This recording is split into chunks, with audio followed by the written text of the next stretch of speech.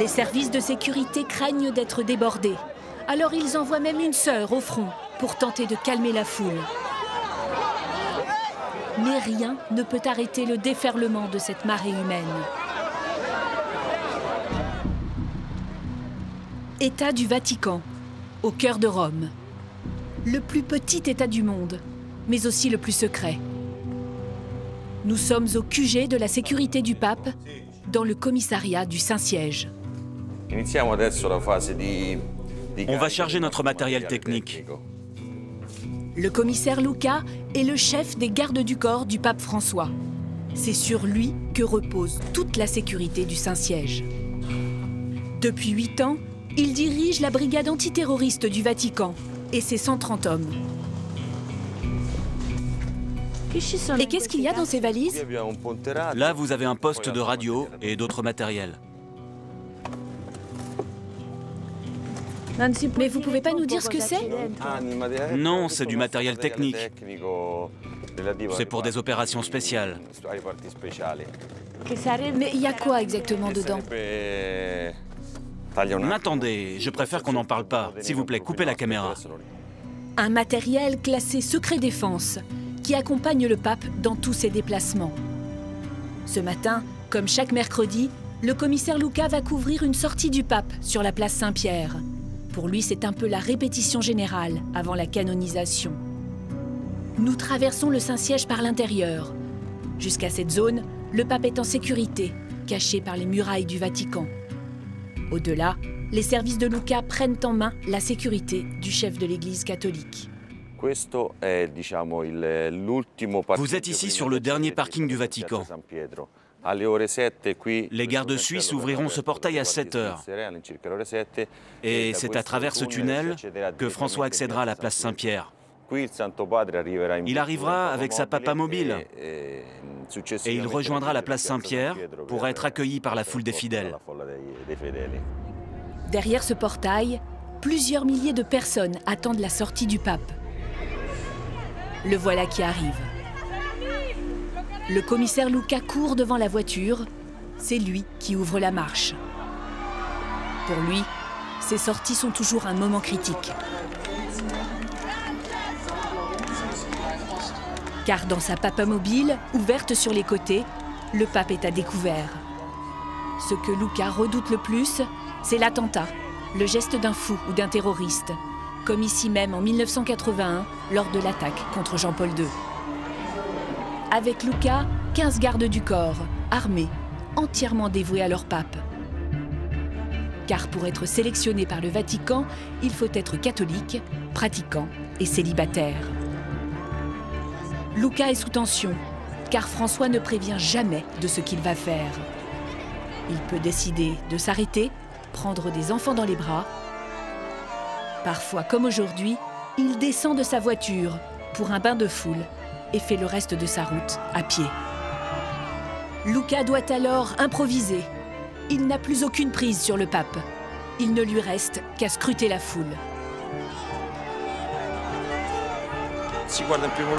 La seule chose qu'on peut faire, c'est essayer de repérer des individus au comportement étrange.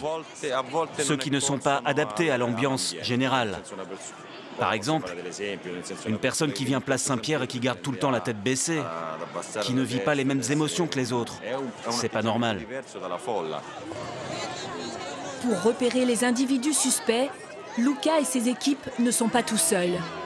Au-dessus d'eux et de la foule des pèlerins, un réseau de plus de 150 caméras dissimulées autour de la basilique Saint-Pierre, dont les images sont retransmises ici.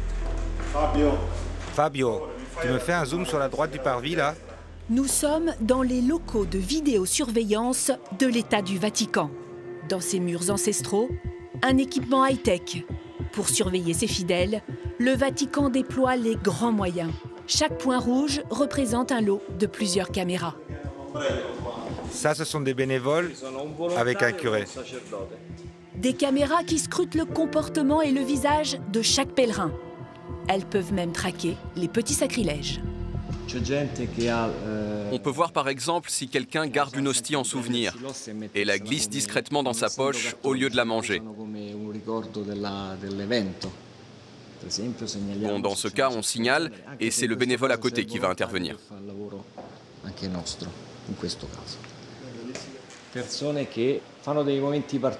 Mais on cherche plutôt quelqu'un qui ferait un geste brusque, qui monterait subitement sur une chaise.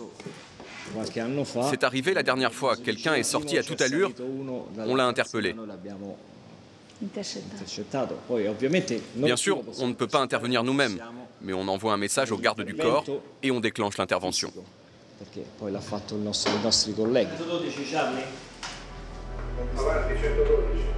La canonisation, dans quelques jours, sera le moment de tous les dangers.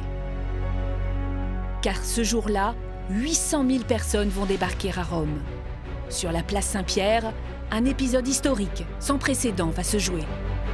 Le pape François canonise 2 autres papes, Jean-Paul II et Jean XXIII.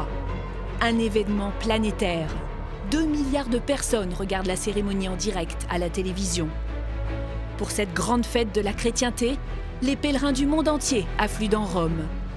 Dans la ville sainte, la foule est partout et les autorités sont débordées. Nous avons eu accès aux coulisses du Vatican, où le clergé se mobilise pour préparer l'événement. Nous avons suivi une famille venue de Nantes pour assister à la messe de canonisation. Caroline, elle, se battra jusqu'au bout pour tenter d'apercevoir son idole, le pape François. Voyage au cœur du Vatican, un lieu habituellement secret qui nous a ouvert ses portes pour cet événement exceptionnel. C'est à Nantes, très loin de Rome, que vit Laure de Volbock avec son mari et ses 3 enfants. Merci. Tu fermes la porte, s'il te plaît? Merci. Laure et son fils Baudouin préparent les sacs pour assister à la canonisation. Dans la famille, l'idole, c'est Jean-Paul II. C'est pour lui qu'ils vont faire ce pèlerinage. Ah oui, on a une statue de Jean-Paul II. Ce dimanche, Jean-Paul II va devenir saint. Pour les croyants comme Laure, cela veut dire qu'ils pourront le prier, tout comme Dieu. C'est quand même un pape, enfin un saint qu'on a connu. Dans les livres de prière, etc., il y a des saints qui ont vécu au 15e, au 16e, même au 19e siècle, mais qu'on n'a pas connu. Tandis que là, on se dit quand même qu'on l'a rencontré. Dans sa jeunesse, le mari de Laure a effectivement vu Jean-Paul II lors d'un de ses voyages en France. Il lui a même serré la main. Pour ce pèlerinage, la famille a choisi de partir avec la paroisse de leur quartier. Un périple de 22 heures qu'ils vont effectuer en car. Voilà. 1, 2, 3, 4, 5, c'est bon. C'est la première fois qu'ils se rendent à Rome tous les 5. Donc, fin prêt. Fin prêt, voilà. Prêt à partir. Paroisse Sainte-Madeleine, dans un faubourg de Nantes. C'est là qu'a lieu le départ du pèlerinage. Mathieu est l'organisateur, c'est un ancien chef scout. Encadrer les pèlerinages, pour lui, c'est presque une vocation. Mathieu rame tout son groupe. La famille Volbock est là. C'est parti? C'est parti. Et bien sûr, le curé est aussi du voyage. Mon père, bienvenue.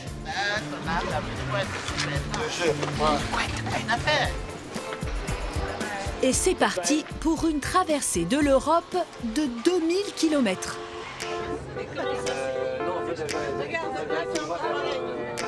Mathieu, l'organisateur, a tout préparé dans les moindres détails.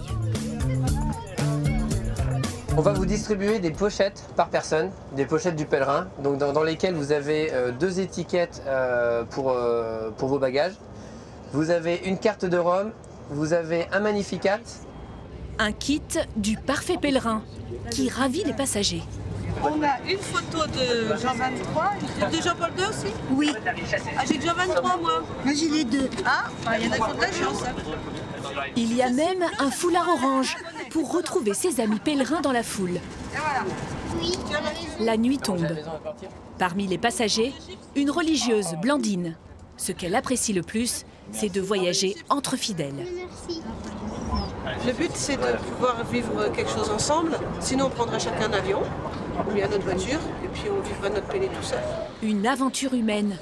C'est ce que recherchent tous ces pèlerins.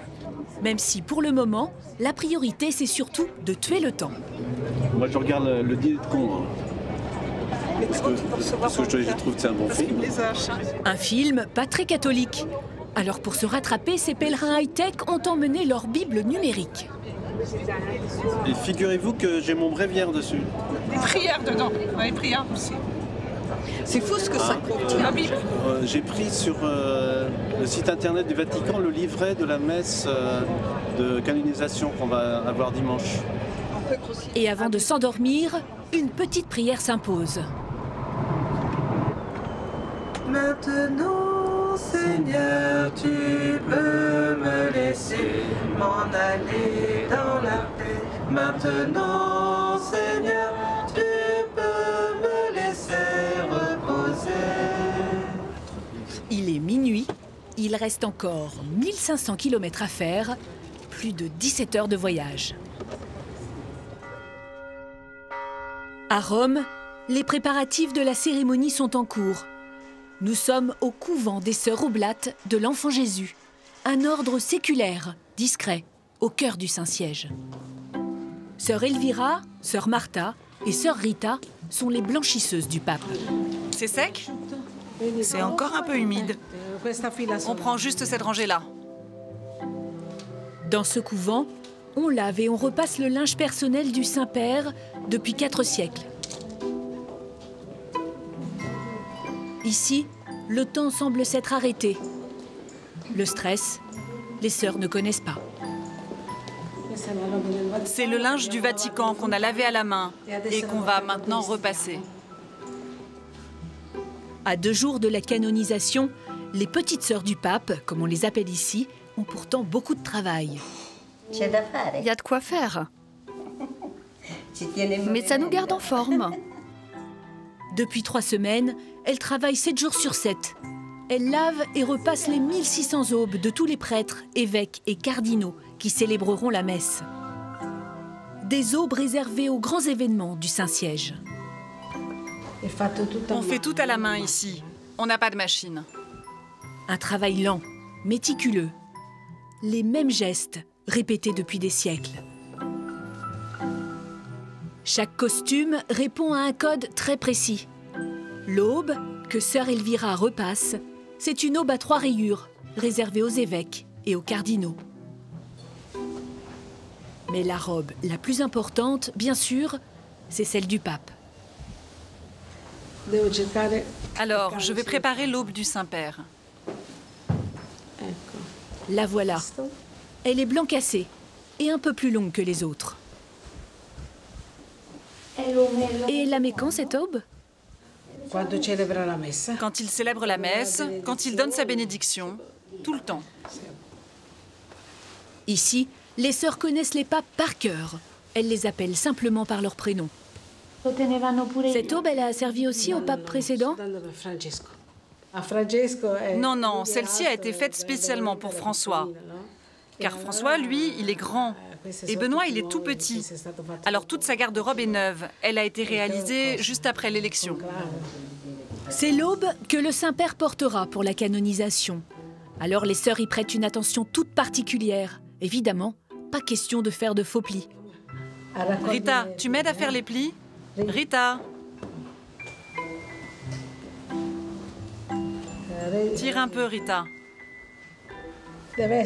Tout doit être parfait. Il est attentif, le pape François, à ce qu'il porte?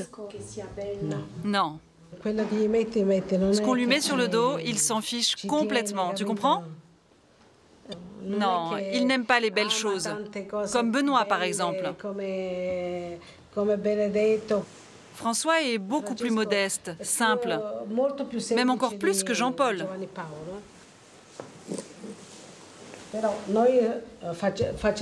Mais nous, on s'applique quand même, hein. On lui donne toujours une chemise parfaite.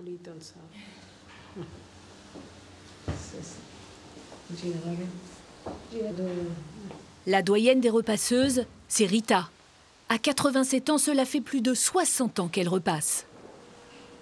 Depuis combien de temps vous travaillez ici? Depuis 1948. Et vous avez connu combien de papes? Tous ceux qui sont sur le mur. 1, 2, 3... 7 papes, Rita. 7 papes. Ça fait trop longtemps. Ça change trop souvent. Je m'en souviens que de 4, moi.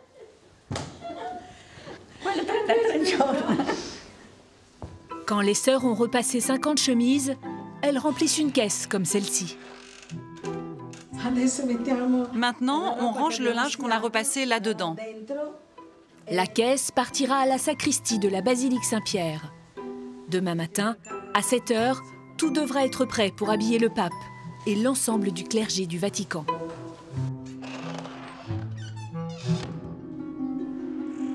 Place Saint-Pierre, le lendemain matin.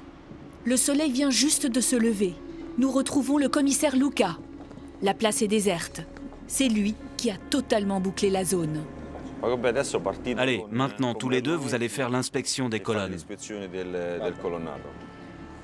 Seules ces équipes ont le droit de circuler sur le parvis. Elles procèdent à l'inspection générale des lieux avant la canonisation.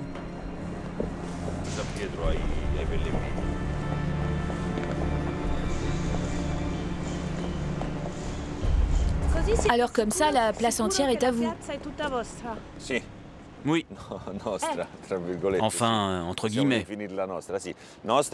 Il faut qu'elle soit tout à nous pour qu'on puisse tout contrôler avant l'arrivée du Saint-Père. Et tout est sous contrôle? Oui, tout est sous contrôle. Pour éviter que des explosifs y soient placés, les hommes de la sécurité vident les boîtes aux lettres de la place, une par une. Une fois qu'elles sont vides, le plus important, c'est de sceller l'ouverture. Parce que c'est juste par ici que passera la Papa Mobile dans quelques heures. Un nettoyage en surface, centimètre par centimètre, qui, au même moment, se fait aussi dans les sous-sols du Vatican. Voilà, ce sont les clés de tous les portails au sous-sol. Là-dessous, il y a des kilomètres de souterrain, une véritable ville sous le Vatican. Et chacune de ces clés correspond à un portail. Une ville en sous-sol. La légende parle de catacombes ou de passages secrets. Ce qui est sûr, c'est qu'il existe des kilomètres de souterrains sous le Vatican. On peut y accéder par ces bouches d'égout. Les hommes du commissaire Luca vont s'assurer qu'il n'y a pas d'explosifs cachés là-dessous. Voilà, on va faire un contrôle visuel de ces passages d'égout. On a aussi cette machine, un détecteur d'explosifs. Il fonctionne en mesurant la concentration des gaz.